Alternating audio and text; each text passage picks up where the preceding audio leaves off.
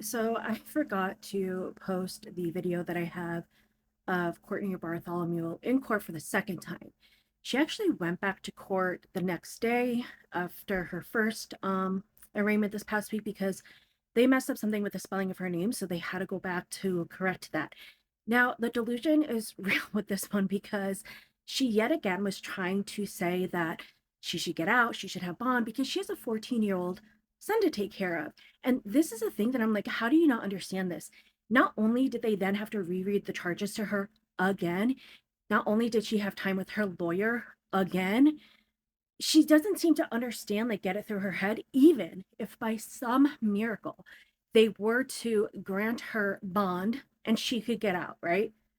Miracle. How in the world does she think, after being charged with the unaliving of her own biological daughter and biological unborn grandbaby, would she think she would ever have not even custody, yet visitation of another biological child of hers? Like, that's where I don't get. What would make you think that you could get out and they would let you take care of another child that, or let a minor of yours?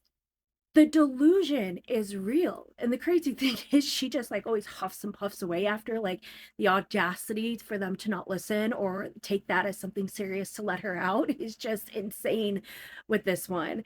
It just does not seem to be getting through her head of what she's being charged with, I think, because again, if she got out, I don't know how you would think you would get to see your kid. Crazy. Ms. Bartholomew, are you able to see and hear me? I can kind of see you. There's a thing in the middle of the screen, but yes, I can hear you. All right. Ma'am, I have you here for an amended complaint. Your complaint is amended to correct the spelling of your name. Your first name was spelled incorrectly yesterday, so it has been corrected to amend that.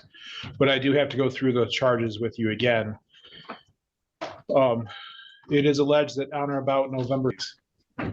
Yes, Your Honor. All right, we will go ahead and continue the not guilty plea and the request for the appointment of an attorney. And we will set the matter for a probable cause conference. Mr. Hartel, anything for the record? Your Honor, I know there was a decision on bond just yesterday, but when I did meet with her earlier this morning, she did ask if we could address bond. Ms. Carey, do you have any objection to that? I do.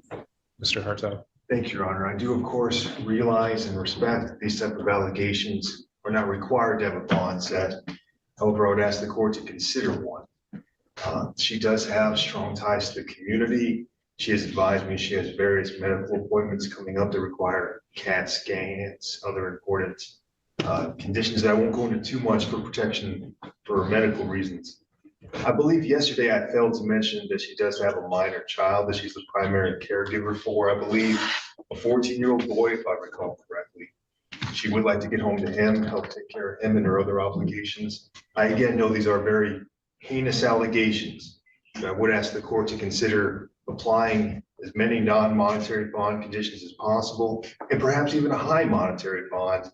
I realize she's extremely low income and a high monetary bond would be very difficult for her to reach, but at least then it would be a possibility because she does have friends and family in the community who might be able to pool resources. But ask the court to consider it, even if on the high end. Thank you. Thank you. Ms. Carey, you don't need to go into the facts of the case again, but do you have any comment regarding the request? Just really briefly, Your Honor. No, the first thing I want to say is in looking at the complaint, I didn't notice it before. For the city township village, it says Antioch Township and Boone Township. The original said and or. That's what I thought. And I would like to correct that. I don't know.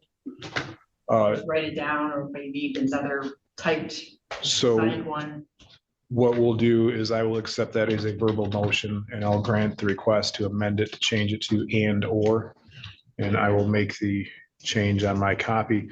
Ms. Bartholomew, just understand that the venue is in Antioch Township and or Boone Township, just so you're aware of that.